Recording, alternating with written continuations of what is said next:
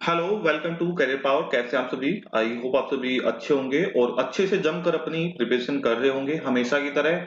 आज की क्लास में हम पढ़ेंगे स्मॉल फाइनेंस बैंक्स के बारे में, उनके फीचर्स के बारे में, गाइडलाइंस के बारे में और अंत में देखेंगे कौन-कौन से स्मॉल फाइनेंस बैंक्स हैं, उनकी टैगलाइंस क्या हैं, उनके हेडक्वार्टर कहाँ पर हैं और उनके एमडी सीईओ कौन हैं और क्या कुछ नए स्मॉल फाइनेंस बैंक्स को भी लाइसेंस मिलने जा रहा है या मिल गया है। वो सारी चीजें हम आज की क्लास में डिस्कस करेंगे और ये टॉपिक बिल्कुल अप टू डेट है। आपको इस तरह का कंटेंट किसी भी अदर वीडियो में नहीं मिलने वाला है, ये मेरी गारंटी है, क्योंकि आज तक की अपडेटेड सारी चीजें इसके अंदर मैंने इंक्लूड की है। और मैं आशा रखता हूं कि आपने लास्ट वीडियो लेक्चर देख लिया होगा जिसके अंदर हमने डिस्कस किया था पेमेंट बैंक्स के बारे में और पेमेंट बैंक्स को खूब डिटेल में पढ़ा था। सारी गाइडलाइंस को मैंने डिटेल में एक्सप्लेन किया था। आज भी मैं ऐसे ही डिटेल में एक्सप्लेन करूंगा। अगर आपने पेमेंट बैंक की क्लास ले ली है तो मुझे बिल्कुल 100% मैं 100% श्योर हूं कि आज आपको कोई डाउट नहीं आएगा, क्योंकि most of the points similar रहने वाले हैं। तो चलिए स्टार्ट करते हैं बिना टाइम वेस्ट किए हुए। सबसे पहला पॉइंट आता है, एग्जाम कई बार आपके एग्जाम में पूछ चुका है कि स्मॉल फाइनेंस बैंक्स को किस सेक्शन के अंडर लाइसेंस दिया गया है या किस एक्ट के अंदर लाइसेंस दिया गया है। तो कोई भी बैंक हो, चाहे स्मॉल फाइनेंस बैंक हो या पेमेंट बैंक हो या कोई भी किसी भी तरह का बैंक हो, सभी को एक ही सेक्शन और एक ही एक्ट के अंदर लाइसेंस दिया जाता है। They are license under section 22 of banking regulation act 1949। RBI के द्वारा बैंकों को रेगुलेट करने के लिए एक एक्ट बनाया गया है जिसका नाम है बैंकिंग रेगुलेशन एक्ट 1949 और उसके सेक्शन 22 के अंदर ही सभी बैंकों को लाइसेंस दिया जाता है। तो स्मॉल फाइनेंस बैंक्स को भी इसी सेक्शन और इसी एक्ट के अंदर लाइसेंस दिया जाता है। दूसरा, आपके इंटरव्यू में एक क्वेश्चन पूछा गया था कि स्मॉल फाइनेंस बैंक किस तरह के बैंक हैं। तो आप वहां पर क्या आंसर देते हैं? आप कहेंगे कि small finance bank scheduled bank होते हैं। तो उसके आगे भी जो इंटरव्यूअर है आपसे कुछ सुनना चाहता है, फिर आप बताते हैं कि जो स्मॉल फाइनेंस बैंक हैं वो प्राइवेट बैंक होते हैं। उससे आगे भी एक वर्ड सुनना चाहता है जो इंटरव्यू लेने वाला है, तो उससे आगे आप कहेंगे कि स्मॉल फाइनेंस बैंक्स आर निश type of private sector bank और ये शेड्यूल्ड बैंक है। तो यहां पर एक वर्ड आया है निश। निश टाइप का मतलब क्या होता है? निश का मतलब क्या होता है? जब आप एमबीए वगैरह करते हैं या कोर्स पढ़ते हैं तो उसके अंदर एक वर्ड आता है निश मार्केटिंग। आई होप आपको कुछ कुछ चीजें समझ में आई होंगी अगर आपने एमबीए वगैरह किया हुआ है। अगर नहीं भी किया हुआ तो मैं यहाँ पर डिटेल में आपको ये वर्ड समझाने वाला हूँ। तो निश का मतलब क्या होता है? जब एक पूरी बड़ी मार्केट है किसी भी प्रोडक्ट की या किसी भी सर्विस की, उसमें से कोई भी एक छोटा सा सेगमेंट सिलेक्ट करते हैं, पूरी बड़ी मार्केट में से एक छोटा सा सेगमेंट सिलेक्ट करते हैं और उस सेगमेंट से जुड़े हुए जो कस्टमर हैं उनको ही अपनी सर्विसेज प्रोवाइड कराते हैं। उनकी नीड पर फोकस करके ही आप अपने प्रोडक्ट को डिजाइन करते हैं और उन्हीं को सर्विस प्रोवाइड कराते हैं। तो ये क्या कहलाता है? निश टाइप कहलाता है।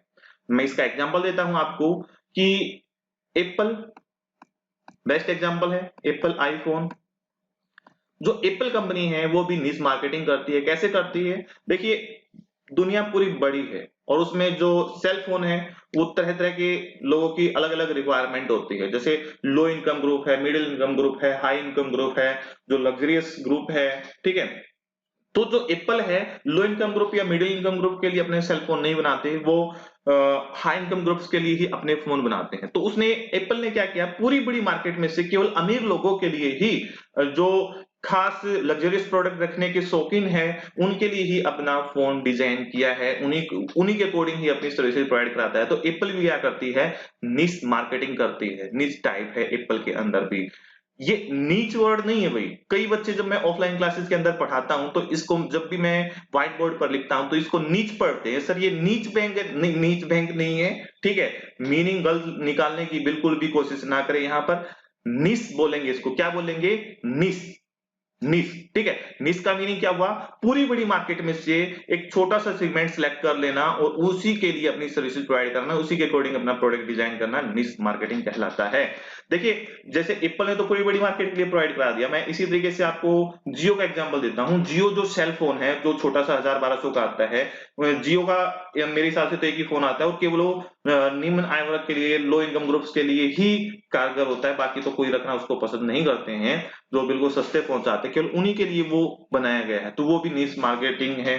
ठीक है, इसी तरीके से आप और एग्जांपल ले सकते हैं, जैसे क्लोथ्स के अंदर ले सकते हैं। अगर मान लो कोई XYZ कंपनी है, वो क्लॉथ्स मैन्युफैक्चर करना चाहती है, तो सबसे पहले तो ये सोचेगी कि मैं ओपन क्लॉथ के अंदर काम करूं या रेडीमेड गारमेंट्स के अंदर काम करूं। अगर उसने ये सोच लिया कि रेडीमेड गारमेंट्स के अंदर मुझे जाना है, गारमेंट्स के अंदर जाना है, तो अब मैं मेल के लिए बनाऊं या फीमेल के लिए बनाऊं। अगर उसने ये सिलेक्ट कर लिया कि मैं मेल के लिए बनाऊंगा, तो मेल के लिए शर्ट बनाऊं या टी शर्ट बनाऊं या जीन्स बनाऊं या अंडरगारमेंट्स बनाऊं, क्या चीजें मैं बनाऊं। ठीक है, तो इसमें से पूरी बड़ी मार्केट में जब एक केवल छोटा सा सेगमेंट आप चूज कर लेते हैं और उसी के लिए अपनी सर्विस प्रोवाइड कराते हैं, निश मार्केटिंग कहलाता है। मेरे हिसाब से मैंने आपको बहुत सारे एग्जांपल दे दिए हैं निश के। तो इसको अब बैंक में इंप्लीमेंट करके देखिए कि बैंकों के अंदर निश किस तरीके से हो सकता है। देखिए, बैंकों की रिक्वायरमेंट किसको होती है? बैंकों की रिक्वायरमेंट सभी को होती है, low income group, high income group, middle income group, बड़े बड़े कॉर्पोरेट्स हैं, सभी को बैंकिंग सर्विसेज की रिक्वायरमेंट होती है। लेकिन जब आप पूरी सभी सभी लोगों को, पूरी पॉपुलेशन को अपनी सर्विसेज ना प्रोवाइड करा के किसी एक स्पेशल सेगमेंट को अपनी सर्विसेज प्रोवाइड कराएंगे, तो वो क्या कहलाएगा? निश टाइप ऑफ बैंकिंग कहलाएगा, निश टाइप ऑफ बैंकिंग कहलाएगा। और कहां पर? प्राइवेट सेक्टर के अंदर। तो स्मॉल फाइनेंस बैंक हैं जो, वो अपनी सर्विसेज केवल low income group, small business units and small and marginal farmers को ही अपनी सर्विसेज प्रोवाइड कराएंगे। किसी मुकेश अंबानी, टाटा बिरला, रतन टाटा, ठीक है, इन इन लोगों को अपनी सर्विसेज नहीं प्रोवाइड कराएंगे, वो स्पेशल सेगमेंट को सर्विसेज प्रोवाइड कराएंगे। तो इसलिए इनको निश बैंक कहा जाता है। और किस सेक्टर के अंदर है ये? प्राइवेट सेक्टर के अंदर है। आई होप आपको ये चीजें समझ में आई होंगी। फिर इसके बाद आपसे इंटरव्यू में पूछा जाता है और आपके एग्जाम में भी पूछा जाता है कि स्मॉल फाइनेंस बैंक्स को बनाने का ऑब्जेक्टिव क्या था। अब आपसे स्मॉल फाइनेंस बैंक्स के बारे में पूछे, पेमेंट बैंक्स के बारे में पूछे, या आपसे डिफरेंशियल बैंक्स के बारे में पूछे, तो सभी का एक ही ऑब्जेक्टिव था, फाइनेंशियल इंक्लूजन। तो पेमेंट बैंक और स्मॉल फाइनेंस बैंक्स को सबसे बाद में बनाया गया है, तो इनका ऑब्जेक्टिव कहेंगे हम further financial inclusion. Last class में और उससे भी लास्ट क्लास में मैं फाइनेंशियल इंक्लूजन के बारे में काफी डिटेल में डिस्कस कर चुका हूं। फिर भी एक वर्ड में मैं आपको बता देता हूं, फाइनेंशियल इंक्लूजन का मतलब ये होता है कि जो बचे खुचे लोग हैं, जिन तक बैंकिंग सर्विसेज अभी तक नहीं पहुंची है, उनको बैंकिंग सर्विसेज प्रोवाइड कराना। यानी कि देश के हर एक नागरिक को बैंकिंग सेक्टर से जोड़ना, बैंकिंग सर्विसेज प्रोवाइड कराना ही फाइनेंशियल इंक्लूजन कहलाता है। और इसका इंपॉर्टेंस क्या है, वो सारी लास्ट क्लास में चीजें डिस्कस कर चुके हैं। तो आपको आपसे पूछा जाए कि स्मॉल फाइनेंस बैंक का ऑब्जेक्टिव क्या है, तो आप कहेंगे फर्दर फाइनेंशियल इंक्लूजन, और आप आगे फाइनेंशियल इंक्लूजन को एक्सप्लेन कर सकते हैं।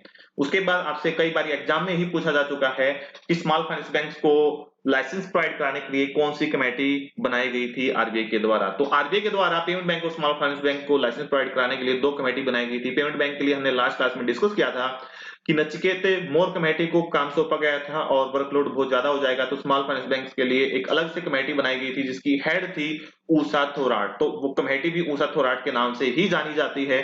तो ऊषा थोराट कमेटी को ये काम सौंपा गया था कि जितनी भी एप्लीकेशंस आएंगे स्मॉल फाइनेंस बैंक को ओपन करने के लिए, उन सभी को इवेल्युएट करना और ये देखना कि किसको लाइसेंस दिया जाएगा, किसको नहीं दिया जाएगा, कौन एलिजिबल है, कौन एलिजिबल नहीं है। वो सारा काम किसको सौंपा गया था? ऊषा थोराट कमेटी को सौंपा गया था। तो स्मॉल फाइनेंस बैंक को लाइसेंस प्रोवाइड करने के लिए जो कमेटी बनाई गई थी, उसकी हेड थी और उस कमेटी का भी नाम क्या था? ऊषा थोराट कमेटी था। अगली बात आती है कि स्मॉल फाइनेंस बैंक का हमें कैसे पता लगेगा कि ये स्मॉल फाइनेंस बैंक है या कोई जनरल बैंक है या पेमेंट बैंक है। तो उसके लिए आरबीआई ने अपनी गाइडलाइंस में कहा कि स्मॉल फाइनेंस बैंक्स को भी अपने नाम के साथ एक स्पेशल वर्ड ऐड करना होगा अपने नाम के बाद में। वो वर्ड है स्मॉल फाइनेंस बैंक। जैसे उज्जीवन स्मॉल फाइनेंस बैंक है, तो उसको उज्जीवन बैंक नहीं बोलेंगे हम, उसको अपने नाम के साथ वर्ड यूज करना पड़ेगा, Ujjivan small finance bank, Ujjivan small finance bank word को यूज करना पड़ेगा। जैसे जन स्मॉल फाइनेंस बैंक है, फिनकेयर स्मॉल फाइनेंस बैंक है, एयू स्मॉल फाइनेंस बैंक है, north east small finance bank है, 10 बैंकों को लाइसेंस दिया गया है, तो सभी के सभी अपने नाम के साथ क्या यूज करेंगे? Small finance bank word use करेंगे। आपको यहां तक की कहानी समझ में आ गई होगी। अगर आपको यहां तक की कहानी समझ में आ गई है और क्लासेस अच्छे से समझ में आ रही है, तो मैं आपसे एक रिक्वेस्ट करूंगा, अगर अभी तक आपने इस YouTube चैनल को सब्सक्राइब नहीं किया हुआ है कैरियर पावर सोनीपत को, तो इस YouTube चैनल को सब्सक्राइब कर लें और वीडियो को लाइक भी कर दें, क्योंकि हम बहुत ज्यादा एफर्ट्स लगाकर आपके लिए बहुत अच्छा कंटेंट लेकर आते हैं। बिल्कुल अप टू डेटेड, आज तक की अप टू डेटेड क्लास है ये। इतना अपडेटेड कंटेंट आपको किसी भी अदर वीडियो लेक्चर के अंदर नहीं मिलेगा, ये मेरी गारंटी है। ठीक है, और कोशिश करें अपने कम से कम एक या दो फ्रेंड्स के साथ शेयर करने के लिए, उनको रिकमेंड करें कि किस तरह का कंटेंट मिल रहा है, अगर वो भी सेम सेक्टर में अपनी प्रिपरेशन कर रहे हैं। ठीक है, तो चलिए आगे बढ़ते हैं। आगे है कि स्मॉल फाइनेंस बैंक्स को ओपन करने के लिए कौन कौन एलिजिबल है, कौन इनके लिए एप्लीकेशन डाल सकता है। तो स्मॉल फाइनेंस आरबीआई ने कहा कि स्मॉल फाइनेंस बैंक्स को ओपन करने के लिए एनबीएफसी, माइक्रो फाइनेंस इंस्टीट्यूशंस और लोकल एरिया बैंक्स अप्लाई कर सकते हैं। तो एनबीएफसी क्या होती हैं? ऐसी कंपनियां जो बैंकों की तरह लगभग काम करती हैं लेकिन वो बैंक नहीं है, जैसे मुथूट फाइनेंस है और भी जैसे बजाज फाइनेंस है, ये सभी क्या हैं? ये एनबीएफसीज हैं। ये अप्लाई कर सकती हैं। ऐसे ही माइक्रो फाइनेंस इंस्टीट्यूशंस होते हैं जो बिल्कुल छोटे छोटे लोन्स वगैरह की सर्विसेज प्रोवाइड कराते हैं अपने एक रीजनल एरिया के अंदर। या जब मैंने आपको टाइप्स ऑफ बैंक पढ़ाया था तो वहां पर लोकल एरिया बैंक पढ़ाया था, ठीक है। तो सुभद्रा लोकल एरिया बैंक और आपको कैपिटल लोकल एरिया बैंक्स, कुछ इस तरह के बैंकों के बारे में मैंने वहां पर बताया था कि अब पहले 4 बैंक बचे हुए थे, अब केवल 3 ही बैंक बचे हुए लोकल एरिया बैंक्स वगैरह। मैं ये सारी चीजें आपके साथ डिस्कस कर चुका हूं, लोकल एरिया बैंक वगैरह। तो ये जो है अपने आप को अगर अपग्रेड करना चाहते हैं, बैंक में कन्वर्ट होना चाहते हैं, बड़े बैंक में कन्वर्ट होना चाहते हैं, तो इनके लिए अप्लाई कर सकते हैं। दूसरा बात ये आती है कि सर मैंने 1 साल पहले ही मान लीजिए कोई लोकल एरिया बैंक या एनबीएफसी या माइक्रो फाइनेंस इंस्टीट्यूशन स्टार्ट किया था, तो क्या मैं भी जल्दी से फटाफट बड़े बैंक में कन्वर्ट हो सकता? नहीं। उसके लिए आरबीआई ने एक नेक्स्ट गाइडलाइन रखी कि कोई भी एनबीएफसी या माइक्रो फाइनेंस इंस्टीट्यूशंस या लोकल एरिया बैंक जिसको कम से कम 10 साल हो चुके हैं इस सेक्टर में काम करते हुए और वो बिल्कुल फिट हैं, वो लॉस वगैरह में नहीं चल रहे हैं, वो ठीक ठाक हैं, तो वही इसके लिए एलिजिबल है। तो अगला पॉइंट ये कहता है कि अगर कोई भी एनबीएफसी, माइक्रो फाइनेंस इंस्टीट्यूशंस या लोकल एरिया बैंक जिसको कम से कम 10 साल हो गए हैं मार्केट में काम करते हुए, 10 साल का एक्सपीरियंस है बैंकिंग और फाइनेंस के सेक्टर में, वही स्मॉल फाइनेंस बैंक्स के लिए क्या कर सकते हैं? अप्लाई कर सकते हैं। यहां तक समझ में आया होगा। कई बार आपसे एमसीक्यू टाइप में पूछा जाता है कि कितने साल का एक्सपीरियंस होना चाहिए एनबीएफसी वगैरह को, तो आप क्या कहेंगे? मिनिमम 10 ईयर का एक्सपीरियंस होना चाहिए। किसी को 8-9 का है तो वो अप्लाई नहीं कर सकता है। दूसरा, अगर मैं स्मॉल फाइनेंस बैंक ओपन करना चाहता हूं तो मेरे पास मिनिमम कितनी कैपिटल की रिक्वायरमेंट होनी चाहिए? तो यहां पर थोड़ा सा अपडेट होना पड़ेगा। अगर आपने कोई पुरानी बुक्स वगैरह या कोई आर्टिकल वगैरह पढ़ा है तो वहां पर 100 करोड़ था। मैं भी ऑफलाइन क्लासेस के अंदर 100 करोड़ ही पढ़ाता था, लेकिन 2019 के अंदर जून के अंदर इसमें थोड़ा सा आरबीआई ने अपडेट कर दिया है कि अब 100 करोड़ से काम नहीं चलेगा। अब कोई भी स्मॉल फाइनेंस बैंक ओपन करना है तो उसके पास 200 करोड़ की कैपिटल होनी चाहिए। तो अगर आप एक नया स्मॉल फाइनेंस बैंक ओपन करना जा रहे हैं तो आपको 100 की जगह 100 करोड़ की कैपिटल की रिक्वायरमेंट होनी चाहिए। वहीं पेमेंट बैंक्स के लिए हमने पढ़ा था कि अभी तक वहां पर कोई छेड़छाड़ नहीं की गई, कोई चेंज नहीं किए गए हैं, वहां केवल 100 करोड़ में काम चल जाएगा।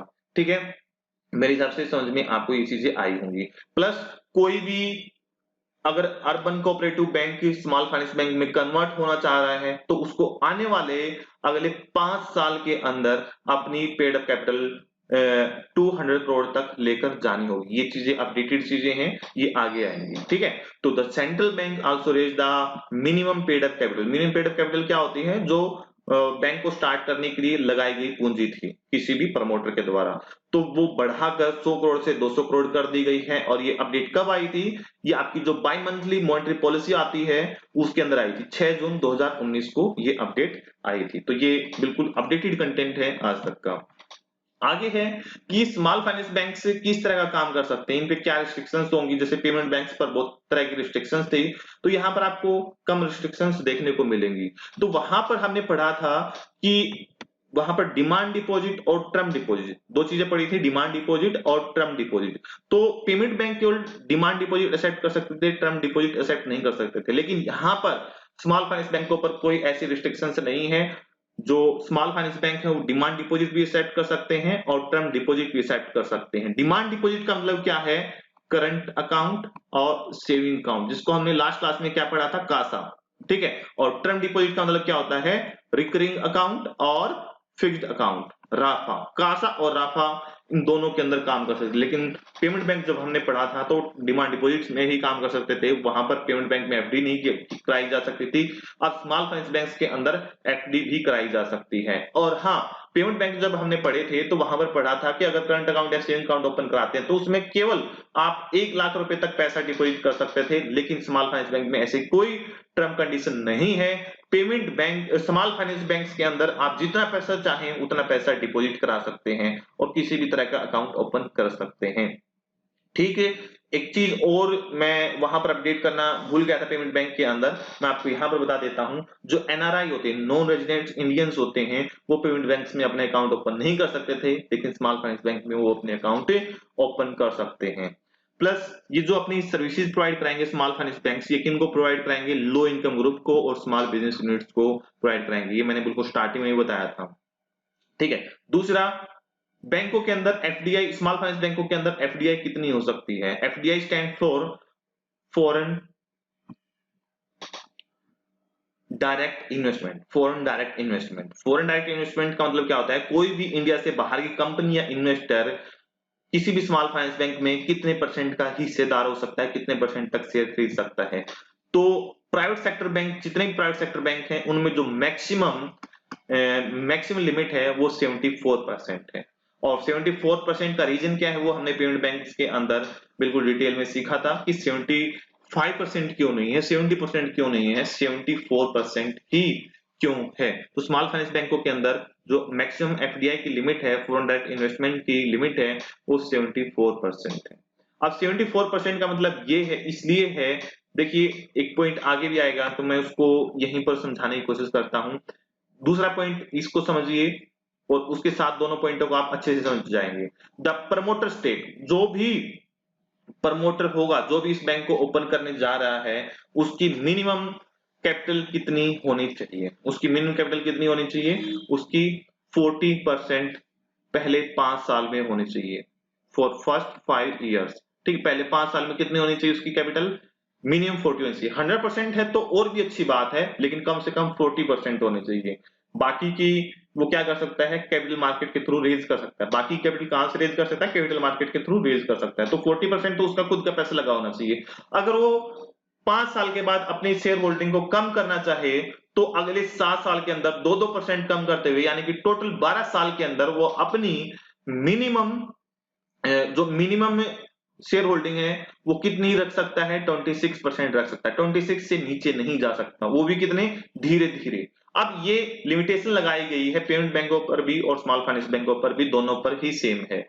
तो ये लिमिटेशन इसलिए लगाई गई है क्योंकि उसकी खोपड़ी में कुछ नेगेटिव ना चल रहा हो, कुछ इनडायरेक्टली वो कुछ बेनिफिट उठा के बैंकरप्ट वगैरह हो जाए और पैसे को इधर उधर लेकर भाग भाग ना जाए।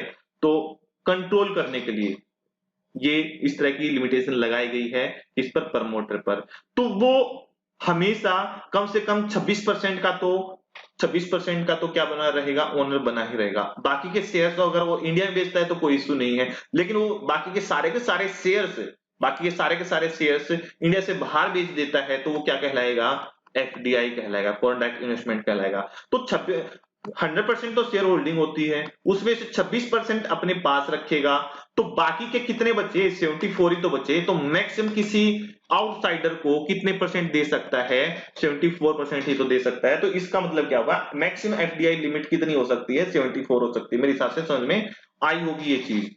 अगली बात कि पेमेंट बैंक तो को डिपॉजिट एक्सेप्ट करते थे और सारा का सारा जो पैसा था, वो कहां पर इन्वेस्ट करते थे?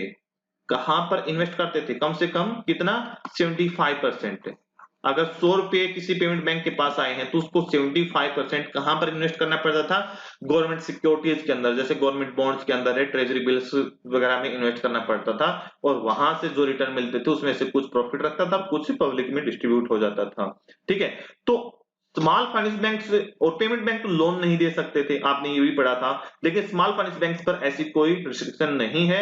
स्मॉल फाइनेंस बैंक्स आपको लोन दे सकते हैं, वो क्रेडिट कार्ड की सर्विस भी आपको प्रोवाइड कराएंगे। लेकिन एक रिस्ट्रिक्शन लगाई आरबीआई ने स्मॉल फाइनेंस बैंक्स पर कि अगर स्मॉल फाइनेंस बैंक्स के पास 100 रुपए हैं लोन देने के लिए, मेरी बात को ध्यान से सुनना, स्मॉल फाइनेंस बैंक के पास 100 रुपए हैं लोन देने के लिए, तो उसमें से 75%, यानी कि उसमें से 75 रुपए किसी एक स्पेसिफिक सेक्टर के अंदर उसको लोन देना पड़ेगा। उस स्पेसिफिक सेक्टर क्या होता है? उस स्पेसिफिक सेक्टर को कहते हैं PSL, priority sector lending. Priority sector lending. अब एक बैंक के पास जितना लोन देने के लिए पैसा बचा होता है, उसी को क्या कहते हैं? एएनबीसी कहते हैं। ANBC stand for adjusted net bank credit. मैंने बताया एक बैंक के पास लोन देने के लिए 100 रुपए है, लोन देने के लिए 100 रुपए है मार्केट में, तो उस 100 रुपए को क्या कहेंगे, ए एन बी सी कहेंगे। उस ए एन बी सी में से 75 रुपए कहां पर लोन देना पड़ेगा, पीएसएल में देना पड़ेगा। PSL stand for priority sector lending, प्राथमिकता प्राप्त क्षेत्र में ऋण देना, पीएसएल कहलाता है। ठीक है, अब यहां से ये जो दो टर्म आई है एएनबीसी और पीएसएल, ये आपके एग्जाम में फुल फॉर्म के तौर पर पूछी जाती है और मैंने इनका मीनिंग बता दिया। अब मैं बताता हूं आपको पीएसएल क्या होता है। देखिए पीएसएल आपके इंटरव्यू के पॉइंट ऑफ व्यू से RBI grade B, SEBI grade A के हिसाब से बहुत ही इंपॉर्टेंट है और इस टॉपिक को मैं अलग से भी पढ़ाऊंगा, लेकिन यहां पर एक रिव्यू दे देता हूं। पीएसएल स्टैंड फॉर प्राथमिकता प्राप्त क्षेत्र, ऐसे सेक्टर्स जो हमारी इकोनॉमी के डेवलपमेंट के लिए बहुत ही इंपॉर्टेंट हैं, लेकिन बैंक्स वहां पर लोन देने से बचते हैं क्योंकि वहां पर रिस्क ज्यादा होता है, वहां पर एनपीए होने के चांसेस ज्यादा रहते हैं। और अगर उन सेक्टर्स के अंदर लोन नहीं दिया जाएगा तो इकोनॉमी और ज्यादा बेकार हो जाएगी हमारी, लेकिन वहां पर लोन देना जरूरी है, तो वहां से बचते हैं बैंक लोन देने से। तो वहां पर ऐसे सेक्टर्स जहां पर लोन देने से बचते हैं उनको कहा गया कि इन सेक्टर्स को पहले आपको लोन देना है, बाकी बाद में कहीं और देना है, क्योंकि ये हमारी इकोनॉमी के लिए बहुत ही इंपॉर्टेंट है, इनके बिना हमारी इकोनॉमी डेवलप नहीं कर सकती। तो उनको प्रायोरिटी दी गई, प्रायोरिटी दी गई तो उनको प्रायोरिटी सेक्टर कहा गया, प्राथमिकता प्राप्त क्षेत्र कहा गया। तो वो सेक्टर्स कौन से हैं, तो वो 8 सेक्टर हैं। मैं आपको बताता हूं 8 सेक्टर्स को याद करने की ट्रिक क्या होगी। उनको याद करने की ट्रिक है H R Seema.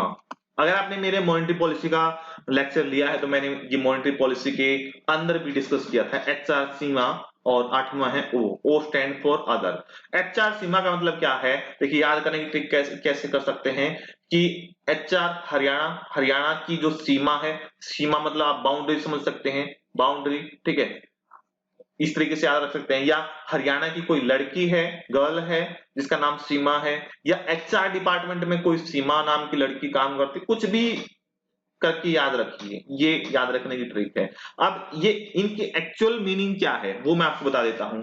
H for housing, R for renewable energy, S for social infrastructure, E for education, second E for export, M for micro small medium enterprises, और ए स्टैंड फॉर एग्रीकल्चर, और O stand for other sector, other sector यानी कि self help group वगैरह। ठीक है, तो ये 8 sectors हैं, ये हमारी इकोनॉमी के डेवलपमेंट के लिए बहुत जरूरी हैं। इनको मैं यहाँ पर डिटेल में डिस्कस नहीं करूंगा क्योंकि इनका अलग से वीडियो लेक्चर आएगा, क्योंकि आपके एग्जाम में बहुत इंपॉर्टेंट है। तो कहा कि अगर आपके पास 100 रुपए हैं तो उसमें से 75 रुपए इन सेक्टर्स के अंदर देना है। ऐसा भी नहीं है कि किसी एक ही सेक्टर के अंदर सारा का सारा दे देना है, इनके अंदर भी परसेंटेज फिक्स की गई है। जैसे एग्रीकल्चर के अंदर आपकी 20% फिक्स कर दी, बाकी के अंदर इसी तरीके से परसेंटेज फिक्स की गई है ताकि अच्छे से एलोकेशन हो जाए रिसोर्सेज का और अच्छे से डेवलपमेंट हो। तो और क्योंकि स्मॉल फाइनेंस बैंक बनाए ही इन्हीं सेक्टर्स के लिए गए हैं, स्मॉल फाइनेंस बैंक के बनाए ही इन्हीं सेक्टर्स के लिए गए हैं, तो यहां पर लोन देना जरूरी है। और किसी तरह की स्मॉल फाइनेंस बैंक के अंदर रिस्ट्रिक्शंस नहीं है। जैसे अगला पॉइंट है कि मैंने बताया था कि कितना भी पैसा डिपॉजिट कर सकते हैं और वो लोन भी दे सकते हैं। अगली बात आती है कि small finance bank business correspondent के तौर पर काम नहीं कर सकते हैं किसी दूसरे बैंक के लिए, क्योंकि ये फुल फ्लैग्ड बैंक है किस्म के। फुल फ्लैग्ड बैंक से थोड़ा सा नीचे, यानी कि जो general bank, axis bank, ICICI bank है, ये बैंक है जो इन बैंकों से थोड़े से ही नीचे है, इन पे थोड़ी सी रिस्ट्रिक्शन ज्यादा है। तो ये जैसे पेमेंट बैंक के बिजनेस कोरेस्पोंडेंट के तौर पर काम कर सकते थे, ये किसी दूसरे बैंक के लिए बिजनेस कोरेस्पोंडेंट के तौर पर, बिजनेस सहायक के तौर पर काम नहीं कर सकते हैं। हाँ, ये बाकी किसी दूसरे बैंक को बिजनेस से कोरेस्पोंडेंट के तौर पर ये काम कर सकते हैं, लेकिन ये दूसरों के लिए काम नहीं कर सकते हैं। The small finance bank can not be business correspondent for other bank, however it can have its own business correspondent network, खुद का बना सकते हैं ये। ठीक है, तो यहां तक की चीजें आपको समझ में आई होंगी। अगर यहां पर कोई भी पॉइंट आपको समझ में नहीं आया है तो नीचे आप कमेंट कर दीजिए, मैं उसको वॉच करने के बाद आपको रिप्लाई कर दूंगा, वहीं पर कमेंट के नीचे ही रिप्लाई कर दूंगा। ठीक है, तो यहां तक मैं समझता हूं कि आप सभी को अच्छे से समझ में आ गई होगी। यहाँ पर एएनबीसी, पीएसएल, ये चीजें समझने की बहुत ही ज्यादा जरूरत थी। और एएनबीसी की फुल फॉर्म लिख लीजिए, adjusted net bank credit, adjusted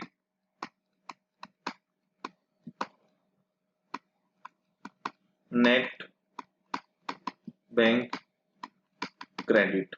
इसका मतलब क्या होता है, एक बैंक एक फाइनेंशियल ईयर के अंदर जितना लोन देगा उसको ANBC कहा जाता है। क्लियर हुआ? चलिए आगे बढ़ते हैं।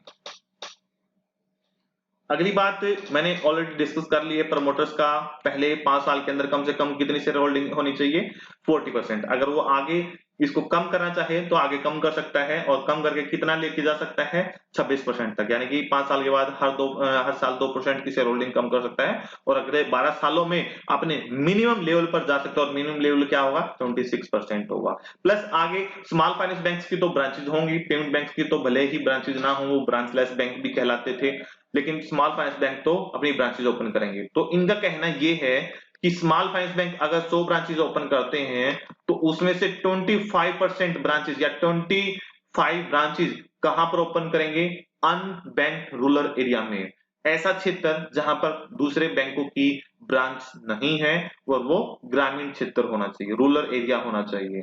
तो 25% branches should be open in unbanked rural area.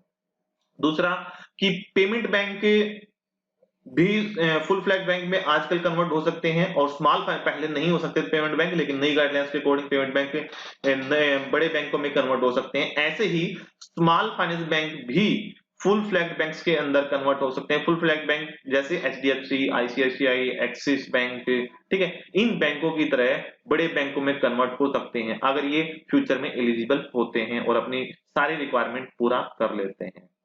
ठीक है, ये बात समझ में आई होगी कि बड़े बैंकों में कन्वर्ट हो सकते हैं। 25% ब्रांचेज इनको अनबैंक रूरल एरिया में ओपन करनी पड़ेगी, और शेयर होल्डिंग की बातें आपको मैंने ऑलरेडी बता दी थी। आगे जैसे हमने पेमेंट बैंक पढ़ा था, और पेमेंट बैंक में जियो पेमेंट बैंक पढ़ा था, और जियो पेमेंट बैंक के अंदर 30% शेयर होल्डिंग किसकी थी, स्टेट बैंक ऑफ इंडिया की, SBI की थी।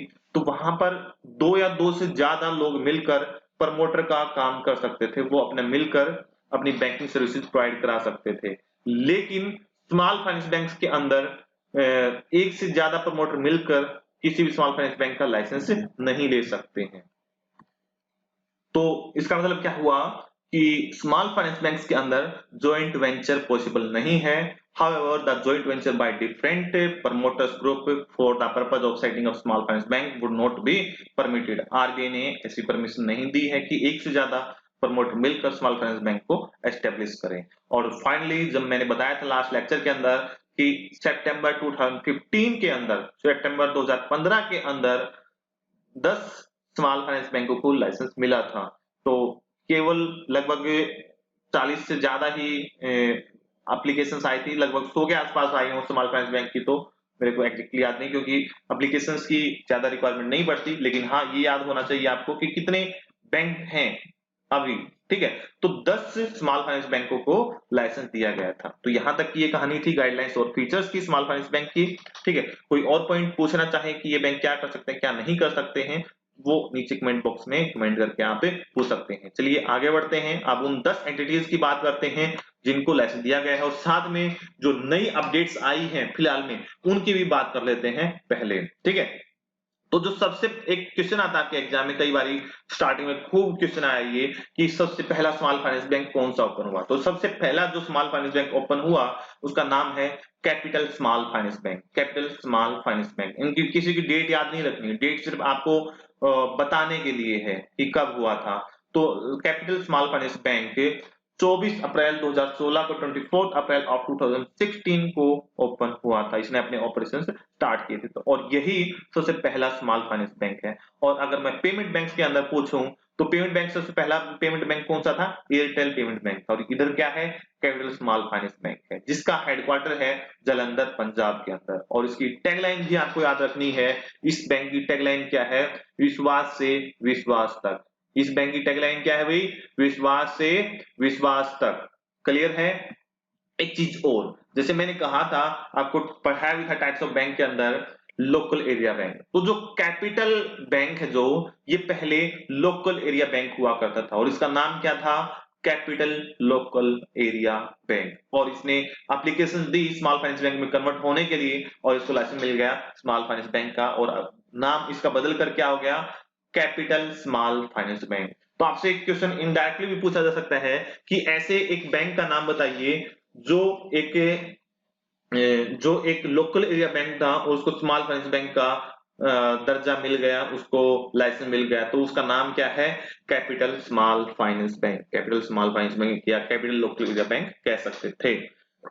इसकी टैगलाइन क्या है? विश्वास से विश्वास तक। विश्वास से विश्वास तक। हेडक्वार्टर कहां पर है? जालंधर, पंजाब के अंदर है। इनके एमडी सीईओ, अगर कोई करंट अफेयर में है इनमें से कोई बैंक, कोई करंट अफेयर में कोई न्यूज आई है रिलेटेड, तो इनके एमडी सीईओ याद रखनी है, लेकिन ज्यादा इंपॉर्टेंट नहीं होते हैं। ठीक है, आगे बढ़ते हैं। Ujjivan small finance bank. Ujjivan small finance bank का हेडक्वार्टर कहां पर है? बेंगलोर के अंदर है। उज्जीवन स्मॉल फाइनेंस बैंक का हेडक्वार्टर कहां पर है? बेंगलोर के अंदर है। और इनके एमडी सीईओ का नाम क्या है? नितिन चुग है। यहां पर आप इनकी पिक्चर भी देख पा रहे हैं, नितिन चुग। नितिन चुग को 1 दिसंबर 2019 को उज्जीवन स्मॉल फाइनेंस बैंक का एमडी सीईओ अपॉइंट किया गया था। अगली बात आती है उज्जीवन स्मॉल फाइनेंस बैंक की टैगलाइन क्या है? उज्जीवन स्मॉल फाइनेंस बैंक की टैगलाइन है बिल्ड ए बेटर लाइफ। यहां पर इमेज में देखिए, यहां पर इसका लोगो के नीचे build a better life most important है, ये आपको याद रखनी है, क्योंकि स्मॉल फाइनेंस बैंक्स की टैगलाइन भी कई एग्जाम्स के अंदर पूछी जा चुकी है। याद हो गई होगी, हेडक्वार्टर बेंगलोर में, नितिन चुग इसके एमडी सीईओ हैं और बिल्ड ए बेटर लाइफ इनकी टैगलाइन है। अगला पॉइंट है जन स्मॉल फाइनेंस बैंक। इसको आप जाना भी बोल सकते हैं या जन भी बोल सकते हैं। जन का मतलब क्या है? पीपल, लोग। ठीक है, जनता। जन का मतलब क्या है? जनता। जन स्मॉल फाइनेंस बैंक, इसका भी हेडक्वार्टर कहां पर है? बेंगलोर के अंदर है। इसका भी हेडक्वार्टर कहां पर है? बेंगलोर के अंदर। उसके MD CEO, managing director and chief executive officer कौन है? अजय कनवल है। अजय कनवल, इनकी इमेज आप यहां पर देख पा रहे हैं। और जाना स्मॉल फाइनेंस बैंक की टैगलाइन क्या है? लिखो अपनी कहानी। नीचे देखिए, लोगों के नीचे लिखो अपनी कहानी, जाना स्मॉल फाइनेंस बैंक। अगला है Fincare small finance bank. Fincare small finance bank का हेडक्वार्टर कहां पर है? बेंगलोर में है। और इनके एमडी सीईओ कौन है? राजीव यादव हैं। इनकी इमेज आप साइड में देख पा रहे हैं, राइट हैंड साइड में। और इनकी टैगलाइन कोई नहीं है, इन्होंने कुछ ऐसे स्पेसिफिक टैगलाइन नहीं दी है Fincare small finance bank ने। लोगो आप देख सकते हैं। अगला है इक्वेटस स्मॉल फाइनेंस बैंक, जिसका हेडक्वार्टर है चेन्नई में। जिसका हेडक्वार्टर कहां पर है? चेन्नई में है। और इसके एमडी सीईओ कौन है? वासुदेवन पथंगी नरसिम्हम। वासुदेवन पथंगी नरसिम्हम। और इसकी भी कोई ऐसी स्पेसिफिक टैगलाइन नहीं है। इसका आप लोगो देख सकते हैं, किस तरीके से इन्होंने लोगो डिजाइन किया हुआ है, इक्वेटस स्मॉल फाइनेंस बैंक। आगे बढ़ते हैं ESAF small finance bank. ESAF small finance bank, जिसका हेडक्वार्टर है चेन्नई में। और अगर और ज्यादा डिटेल में जाएं तो चेन्नई के अंदर है त्रिशूर। त्रिशूर के अंदर इसका हेडक्वार्टर है। और इसके जो एमडी सीईओ हैं, managing director and chief executive officer, वो कौन है? कादम बेलिल पॉल थॉमस। कादम बेलिल पॉल थॉमस, जिनकी पिक्चर आप साइड में देख पा रहे हैं। ठीक है, और इस बैंक की फुल फॉर्म क्या है? फुल फॉर्म आपके माइंड में आता होगा, लेकिन आपके एग्जाम में नहीं पूछी जाएगी। तो इसकी फुल फॉर्म है इवेंजेलिकल सोशल एक्शन फॉर्म। मैंने यहां पर साफ साफ लिखी भी हुई है आप सभी के लिए, इवेंजेलिकल सोशल एक्शन फॉर्म। अगला है इस बैंक की टैगलाइन क्या है? Joy of banking. जॉय का मतलब क्या होता है? इंजॉय। ठीक है, जॉय ऑफ बैंकिंग इस बैंक की टैगलाइन है।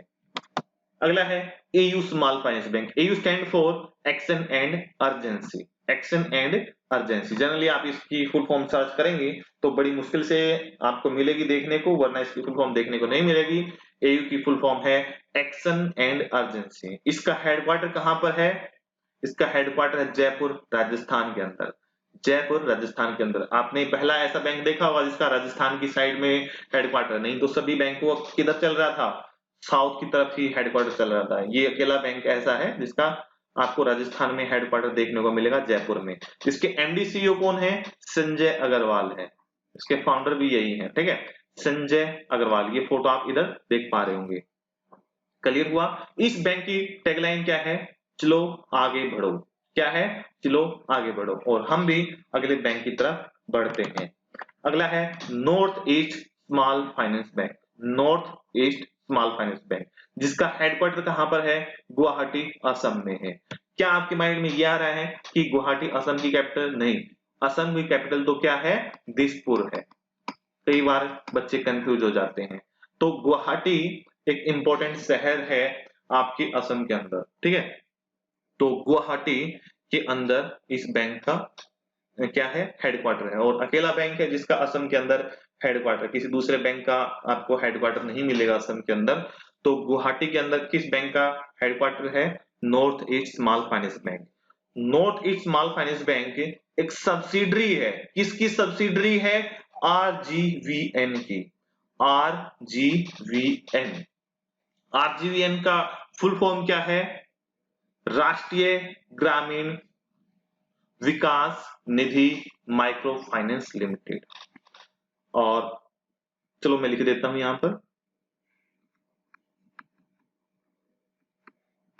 राष्ट्रीय ग्रामीण विकास निधि माइक्रो फाइनेंस लिमिटेड। तो आरजीवीएन ने एक बैंक के लिए अप्लाई किया और उनको लाइसेंस मिल गया, जिसका नाम क्या रखा इन्होंने? North east. ये नॉर्थ ईस्ट के अंदर है। नॉर्थ ईस्ट कहां पर भाई? गुवाहाटी में, ठीक है। और इस बैंक की टैगलाइन क्या है? इस बैंक की टैगलाइन है your door step banker. Your door step banker. अब इसके साथ आप कंफ्यूज हो सकते हैं अगर आपने पेमेंट बैंक पढ़ा था। पेमेंट बैंक के अंदर क्या टैगलाइन थी? पेमेंट बैंक के अंदर कौन सा bank? India post payment bank. India post payment bank की टैगलाइन क्या थी? आपका बैंक आपके द्वार। उसको हिंदी में ही याद करना, उसको इंग्लिश में ट्रांसलेट मत कर लेना। योर डोर स्टेप बैंकर इस तरह से कन्वर्ट मत कर लेना। तो जो इंडिया पोस्ट पेमेंट बैंक था उसकी टैगलाइन थी आपका बैंक आपके द्वार। और इधर स्मॉल फाइनेंस बैंक जब हम पढ़ रहे हैं तो यहाँ पर north east small finance bank आया, जिसकी टैगलाइन क्या है? Your door step banker. तो मोस्ट कंफ्यूजिंग पार्ट था ये। दूसरी चीज, इस बैंक की एमडी-सीईओ कौन है? तो इस बैंक की एमडी-सीईओ है रूपाली कलीटा। फोटो भी आप देख पा रहे होंगे रूपाली कटीला का, रूपाली कटीला। चलिए आगे बढ़ते हैं। अगला बैंक है सूर्योदय स्मॉल फाइनेंस बैंक। सूर्योदय स्मॉल फाइनेंस बैंक का हेडक्वार्टर है नवी मुंबई। मुंबई के अंदर एक और जगह है नवी मुंबई, जैसे दिल्ली, दिल्ली के अंदर नई दिल्ली। तो नवी मुंबई के अंदर सूर्योदय स्मॉल फाइनेंस बैंक का हेडक्वार्टर है और इसके एमडी सीईओ हैं भास्कर बाबू रामचंद्रन। भास्कर बाबू रामचंद्रन। और इस बैंक के जो टैगलाइन है वो है a bank of smiles. A bank of smiles. तो अगले बैंक की तरफ बढ़ते हैं, उत्कर्ष स्मॉल फाइनेंस बैंक की तरफ। उत्कर्ष स्मॉल फाइनेंस बैंक का हेडक्वार्टर कहां पर है? यूपी में। यूपी में कहां पर? वाराणसी में। यूपी में कहां पर? वाराणसी में। और क्या आप मुझे बता सकते हैं कि यूपी के अंदर एक और बैंक का हेडक्वार्टर है? पेमेंट स्मॉल फाइनेंस बैंक की बात नहीं कर रहा मैं, किसी दूसरे बैंक की बात कर रहा हूं। तो यूपी के अंदर एक और बैंक का हेडक्वार्टर है और कहां पर है यूपी में? तो अगर आपको नॉलेज है, बैंकिंग की जानकारी है, तो नीचे कमेंट बॉक्स में कमेंट करके मुझे जरूर बताएं, ठीक है। और इस बैंक के इस बैंक का हेडक्वार्टर कहां पर है? वाराणसी यूपी में है। और इस बैंक के एमडी सीईओ कौन है? मिस्टर गोविंद सिंह। साइड में आप फोटो देख पा रहे हैं, मिस्टर गोविंद सिंह। और इस बैंक की टैगलाइन क्या है? आपकी उम्मीद का खाता। इस बैंक की टैगलाइन क्या है? नीचे लोगों के नीचे देखिए, आपकी उम्मीद का खाता।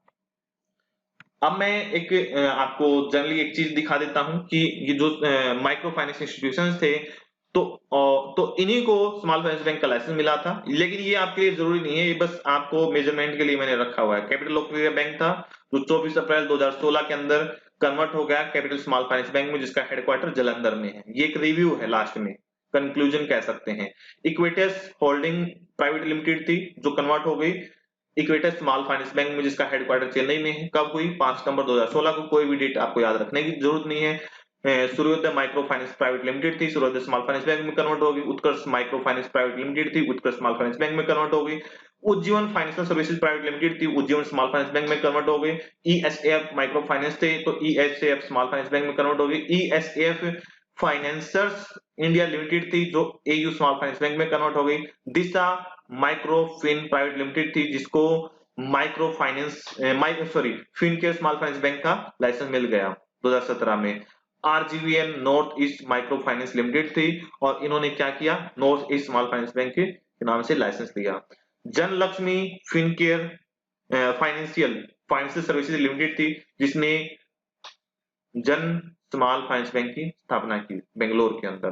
ठीक है, मेरे हिसाब से ये चीजें आपको याद हो जाएंगी, लेकिन इंपॉर्टेंट नहीं है, ये एक कंक्लूजन था। ठीक है, आगे जो अपडेट्स हैं, जो दिसंबर 2019 के अंदर आरबीआई की तरफ से अपडेट्स आई थी, वही अपडेट्स आपके एग्जाम में पूछी जाएंगी, उनके बारे में भी जिक्र कर लेते हैं। कौन से दो और स्मॉल फाइनेंस बैंक में कन्वर्ट होने जा रहे हैं।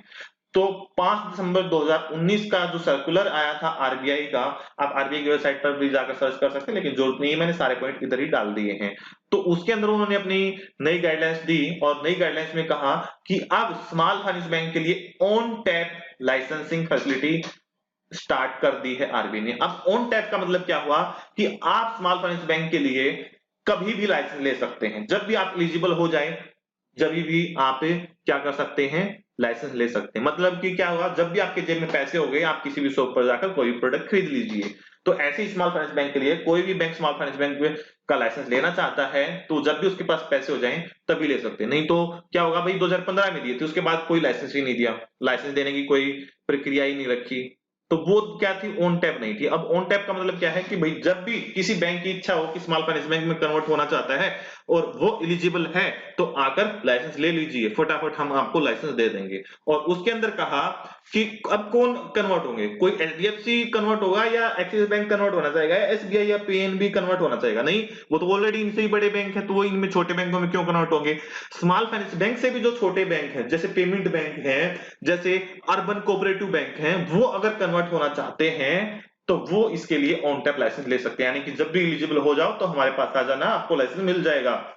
ठीक है, इसके अंदर क्या गाइडलाइंस रखी कि जिन अर्बन कोऑपरेटिव बैंकों की, जो भी urban cooperative bank small finance bank में कन्वर्ट होना चाहते हैं और उनकी मिनिमम नेटवर्थ 100 करोड़ है, तो वो इसके लिए अप्लाई कर सकते हैं। और अगले 5 साल के अंदर उनको अपनी minimum paid up capital 200 crore करनी होगी। कब? With in 5 years from the commencement of business.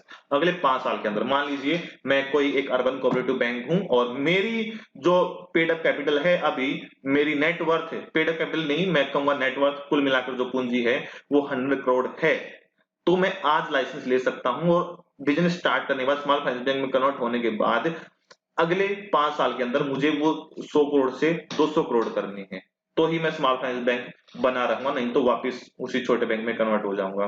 ठीक है, तो RBI also allowed primary urban cooperative banks to convert into small finance bank, provided they comply with the on-tap licensing guidelines. The minimum net worth of such small finance bank will be 100 crore and has to be increased to 200 crore within 5 years from the commencement of business.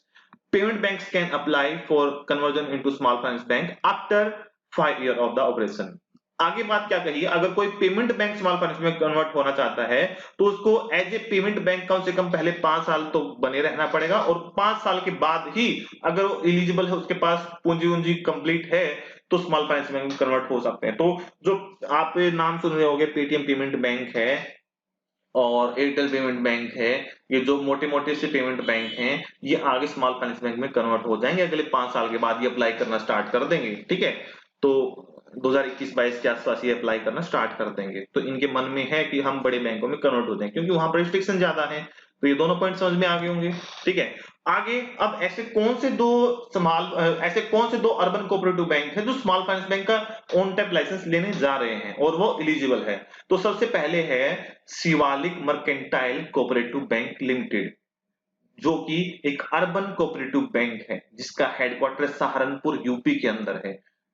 वो अब small finance bank में convert हो गया है, उसको small finance bank का license मिल गया है।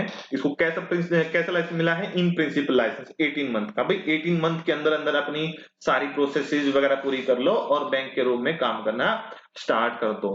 तो आपसे पूछा जाएगा कि कौन सा urban cooperative bank small finance bank में कन्वर्ट होने जा रहा है, तो आप क्या कहेंगे? Shivalik mercantile cooperative bank. ये करंट अफेयर में था, मैंने इधर डाल दिया है। इनके लिए एलिजिबिलिटी क्या है अर्बन कोऑपरेटिव बैंक के लिए? इसके लिए एलिजिबिलिटी है कि आपकी मिनिमम नेटवर्थ कितनी होनी चाहिए? 50 करोड़ होनी चाहिए, और साथ में आपकी capital to risk weighted asset ratio, यानी कि मैं कहूं कैपिटल एडिक्वेसी रेशो, इसको कार भी कहा जाता है, देखिए capital to risk weighted asset ratio, CR कह लो, ठीक है, या कार कह लो। कैपिटल एडिक्वेसी रेशो दोनों का मतलब एक ही होता है, कितनी होनी चाहिए?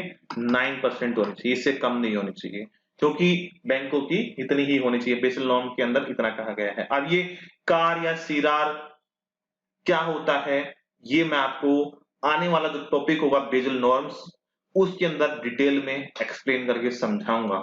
अभी तक आपको रट्टा मारना है और फुल फॉर्म याद रखनी है। सीआर की फुल फॉर्म क्या है? Capital to risk weighted asset ratio, या इसको दूसरे नाम से किस नाम से जाना जाता है? Capital adequacy ratio. कितनी होनी चाहिए? 9%। तो वो इसके लिए अप्लाई कर सकते हैं कोई भी जिसकी नेटवर्थ, कोई भी अर्बन कोऑपरेटिव बैंक जिसकी नेटवर्थ 50 करोड़ है, और कार कितनी है? कार चलाने वाली कार नहीं भाई, ये एक रेशो होती है, ठीक है। इस रेशो, ये रेशो कितनी होनी चाहिए? 9%। वो स्मॉल फाइनेंस बैंक में कन्वर्ट हो सकता है। अगला है new India new India cooperative bank. New India cooperative bank जिसका हेडक्वार्टर कहां पर है? महाराष्ट्र, मुंबई में है, और ये मल्टी स्टेट बैंक है जो महाराष्ट्र और गुजरात में काम करता है। ये भी स्मॉल फाइनेंस बैंक में कन्वर्ट हो गया है। इसकी जो नेटवर्थ कितनी है? 230 करोड़ ऑलरेडी है इसकी, ठीक है। और इसकी कार भी कितनी होगी? 9%, तभी तो इसको लाइसेंस मिल रहा है। तो ये दो बैंक है जो स्मॉल फाइनेंस बैंक में कन्वर्ट होने जा रहे हैं। तो कितने बैंक हो जाएंगे स्मॉल फाइनेंस बैंक? 12 हो जाएंगे, ठीक है। आगे कोई और कन्वर्ट होगा तो इस तरीके से ऐड होते रहेंगे। तो ये था आपका कॉन्सेप्ट सारा स्मॉल फाइनेंस बैंक्स का। हमने पढ़ा पेमेंट बैंक के बारे में, स्मॉल फाइनेंस बैंक के बारे में, उससे पहले हमने फाइनेंशियल इंक्लूजन के बारे में पढ़ा था, इनकी रिक्वायरमेंट पढ़ी थी। यहाँ पर ये टॉपिक कंप्लीट हो जाता है आपका टाइप्स ऑफ बैंक का। कुछ टाइप्स और भी बचे होंगे जिनको मैं डिटेल में आगे लेकर आता रहूंगा आपको बीच बीच में क्लासेस, और साथ में अब कुछ नए टॉपिक स्टार्ट करेंगे जो बहुत ही डिफिकल्ट होते हैं, जैसे बेसल नॉर्म्स वगैरह, ठीक है, पीएसएल वगैरह पढ़ेंगे, प्रायोरिटी सेक्टर लैंडिंग, ठीक है। तो प्रॉम्प्ट करेक्टिव एक्शंस वगैरह पढ़ेंगे। तो मैं आपका सारा सिलेबस कवर कर दूंगा भाई। आपको करना क्या है? चैनल को सब्सक्राइब करके रखना है, बेल आइकन दबा कर रखना है, और अपने दोस्तों के साथ वीडियोस को शेयर कर दिया करो, ठीक है। उससे आपका कुछ नहीं जाता है, उससे थोड़ा सा हमें मोटिवेशन मिल जाता है कि हाँ भाई इस पर इतने बच्चे देख रहे हैं। अगर मान लीजिए मैं वीडियो अपलोड कर दूं, उसको कोई भी ना देखे, तो क्या मेरा नेक्स्ट वीडियो बनाने का मन करेगा? नहीं करेगा। हाँ, आपको कितना समझ में आया, ठीक है, वो भी नीचे कमेंट करके बता दिया करो, कि भाई ऐसा ना हो कि मैं तो डिलीवर कर रहा हूँ, ठीक है, मैं तो इनपुट दे रहा हूँ, लेकिन आउटपुट कुछ भी नहीं आ रहा है, आप लोगों को समझ में कुछ भी नहीं आ रहा है, या बहुत कम आ रहा है। ऐसा भी नहीं होना चाहिए। अगर मैं यहाँ से 100% समझाने की कोशिश करता हूँ, तो आपको 100% ही वहां पर समझ में आना चाहिए, 99% भी नहीं समझ में आना चाहिए, क्योंकि मैं आप सभी के साथ एफर्ट बहुत लगाता हूँ आप सभी को ये समझाने के लिए, ठीक है। तो आई होप आपको ये वीडियो लेक्चर भी काफी अच्छा लगेगा, काफी इंफॉर्मेटिव होगा, और आपके एग्जाम में यहाँ से क्वेश्चन भी आएंगे, इंटरव्यू में भी आपके क्वेश्चन आएंगे। तो इसी के साथ हम इसको एंड करते हैं यहीं पर, इस वीडियो लेक्चर को, और मिलते हैं अगली क्लास में। Thank you, have a nice day.